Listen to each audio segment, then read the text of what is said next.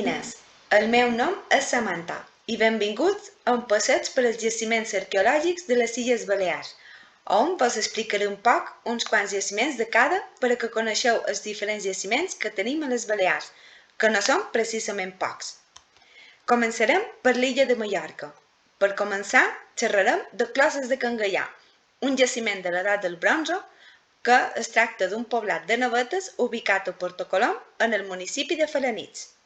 Està compost per 9 estructures que tenen forma de nau invertida i és on les persones d'aquest poblat empraven com cases. Actualment es troba en procés d'excavació, on un equip d'arqueòlegs i arqueòlogues estudien els seus materials i les estructures per conèixer el seu passat. El que podem dir d'aquest poblat és que va ser ocupat fa 3.500 anys i va ser abandonat abans de començar l'època talaiòtica. Aquestes navetes tenen una gran monumentalitat per la utilització de grans pedres per crear els seus murs i també empraven argila i restes vegetals per construir el seu sostre. Podien arribar a viure al voltant d'unes 10 persones, però no vol dir que tots fossin de la mateixa família. També vivien altres grups de persones. El poblat de Closes era una gran comunitat i junts preparaven els seus aliments, cuidaven dels seus animals, feien objectes amb ossos o amb metall de bronze, entre altres coses. És un poblat molt xulo que podeu anar amb vela, és gratuït i de fàcil accés. Per altra banda, mos anem a Hospitalet Vell. És un jaciment que es troba en el municipi de Manacor, en direcció a Cales de Mallorca. És un poblat que podeu anar a veure-lo. És gratuït i amb fàcil accés. Al igual que Closes de Can Gaià, es troba en procés d'excavació i adequació per poder conèixer el seu passat i que sigui accessible per tothom i gaudir de la seva visita. Lo curiós d'aquest jaciment és que tenim evidències de l'època de l'edat del bronze en la conservació de 2 navetes, una individual i una doble, i estructures de l'època talaiòtica amb un talaiot i habitacions aferrades amb aquest. El que se pot destacar d'aquest poblat és que el seu talaiot és quadrat, un element poc freqüent. També és que el poblat, encara que hagi estat abandonat per als seus habitants, amb el temps va ser reutilitzat pels romans i pels musulmans per la seva ubicació, ja que està a prop de recursos alimentaris i hídrics. Ara, el Capocor Vell és un recinte arqueològic molt conegut. Es troba en el municipi de Llucmajor, té fàcil accés amb un petit pàrquing i l'entrada té un cost de 3 euros. Capocorb és un gran poblat talaiòtic, amb uns grans edificis i estructures de pedra. La seva construcció se caracteritza per tenir 2 talaiots quadrats i 3 circulars, i amb unes habitacions adossades que sumen al voltant de 28 habitacions. Encara que hagi passat molt de temps, es troba en bon estat de conservació, en què se pot apreciar la seva monumentalitat.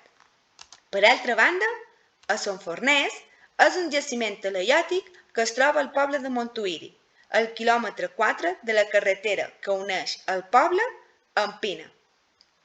Es pot visitar gratis i també podeu anar a un museu que es troba dintre del poble de Montuïri, que és el Museu Arqueològic de Son Forners, on mostra tot el que se va trobar durant les excavacions.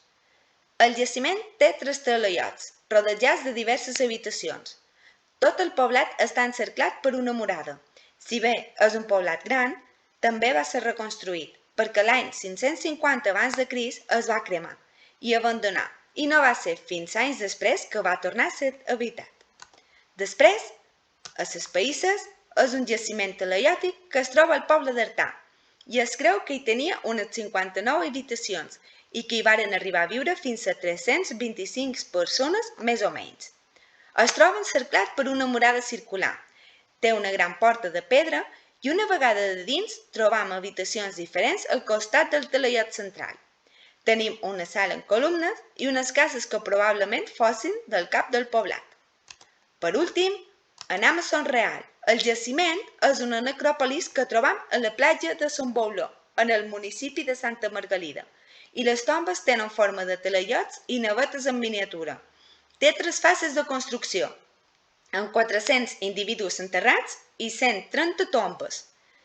En la primera fase, els morts enterrats eren homes. A la segona fase enterraven homes i dones, juntament a l'illot dels Porros, un jaciment en una illa situat davant de Son Real. La darrera fase, les tombes tenen armes de bronze i ferro, juntament amb homes i dones. Una cosa curiosa sobre aquests individus enterrats és que encara no sabem on tenien el seu poblat. I ara partim a Menorca, on començam per descobrir la naveta dels Tudons, que es troba a Ciutadella. Es tracta d'un sepulcre col·lectiu on es van enterrar diferents membres d'una mateixa comunitat. Té forma de nau invertida i té un passadís que permet l'accés al pis superior i al pis inferior. Per altra banda, Taletí de Dalt està situat a mig camí entre Ciutadella i Alaior. El primer element que trobam és una cova per enterraments, seguida d'una sala en columnes i darrere d'aquesta el talaiot. També trobam una taula i un conjunt d'habitacions. El jaciment va estar ocupat intermitentment des de l'època talaiòtica fins a l'edat mitjana. Després mos anem a la Torre d'en Galmés. Es troba a Alaior. El jaciment és d'època talaiòtica, però va estar ocupat fins al període islàmic. Constava d'una zona pública amb 3 talaiots, envoltat de cases de planta circular i també hi trobam un sistema de recollida d'aigües pluvials i alguns aljubs, uns depòsits on guardaven l'aigua potable. És probable que estigués emmurallat, però no hi ha massa restes. Per altra banda, a la necròpolis de Cala Marell està propera la mà, que es troba en el municipi de Ciutadella, amb façanes esculpides i grans columnes, acompanyades de diversos objectes que proven una gran quantitat de rits funeraris. Hi trobam aproximadament 15 fosses funeràries.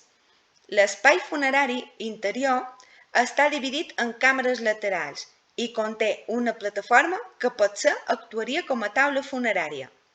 I ara mos anem a Eivissa, on començarem per xerrar de la necròpolis del Puig dels Molins. És un jaciment que es troba a ponent del Puig de Vila, a la ciutat d'Eivissa. Va ser un cementiri durant tota l'antiguitat i el jaciment arqueològic més important de les Pitiüses, per la seva extensió i també per les troballes que es varen poder recuperar. S'hi poden apreciar un total de 400 tombes, excavades dins la roca, que es diuen hipogeus, però realment s'han comptat un total de 3.000 hipogeus. Desgraciadament, sabent la seva riquesa arqueològica, la necròpolis ha sofert molt de saquejos per part d'excavadors que volien els objectes que hi havia enterrats per després vendre-los. Però el que s'ha pogut recuperar durant les excavacions dutes per arqueòlegs i arqueòlogues es troben en el Museu Monogràfic del Puig dels Molins. La necròpolis es troba en molt bon estat de conservació i es considera un cementiri de l'antiguitat més important de la Mediterrània occidental. Per altra banda, a la cova d'Esculleram es troba la finca de Sant Quintals, a pocs metres de la Cala Sant Vicenç d'Eivissa.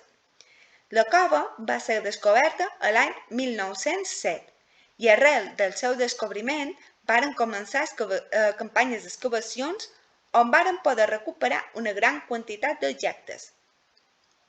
Durant l'època púnica va ser un santuari. Això vol dir que era un lloc on deixaven objectes, com una gran quantitat de terracotes, que són escultures petites fetes amb argila. Algunes monedes hi feien sacrificis amb animals per venerar els seus avantpassats o a una divinitat, que en aquest cas era a la deessa Tanit. Una altra pràctica en els santuaris era fer foc, que en aquest cas el devien fer fora de la cova i després ficaven de dins les cendres. No obstant que hi hagi tant d'objectes recuperats durant les excavacions, aquest jaciment també ha estat víctima de saquejos vandàlics. Per altra banda, el poblat fenici de la Caleta el podem trobar en el municipi de Sant Josep de la Talaia, en una petita península amb el nom de la Mola de la Caleta. És un dels jaciments més importants, ja que ha aportat molta informació per conèixer l'època fenícia en Eivissa. Va estar ocupat al voltant d'uns 50 anys i va ser abandonat el 590 a.C. Com se pot veure a la imatge, el poblat estava dividit en carrer i places. També tenia dos forns en forma circular. Aquestes habitacions podien haver servit d'espai domèstic o magatzems. Pot ser que també s'han pres per activitats econòmiques, com intercanvis. A més, hi ha evidències d'activitats de ramaderia i agrícola, com també pesquera i l'explotació de la sal. I ara partim a l'illa de Formentera, amb el sepulcre megalític de Canacosta. És el més espectacular de les Balears. S'emprava com a espai funerari. Es troba entre l'estany Pudent i els Pujols a Formentera. Té forma circular dividit en dues parts, una que seria la cambra funerària i tres anells que envolten la cambra. És de l'edat del bronze, que va del 2000 al 1500 abans de Crist. Es van trobar 8 persones enterrades, entre elles 6 homes i 2 dones, acompanyats d'objectes com botons, collarets i fragments de ceràmica. El descobriment d'aquest sepulcre ha significat que la presència més antiga no es tractava tan sols dels fenicis. I fins aquí la nostra visita per als jaciments. Espero que us hagi agradat i sobretot veniu a visitar-nos. Moltes gràcies i fins aviat!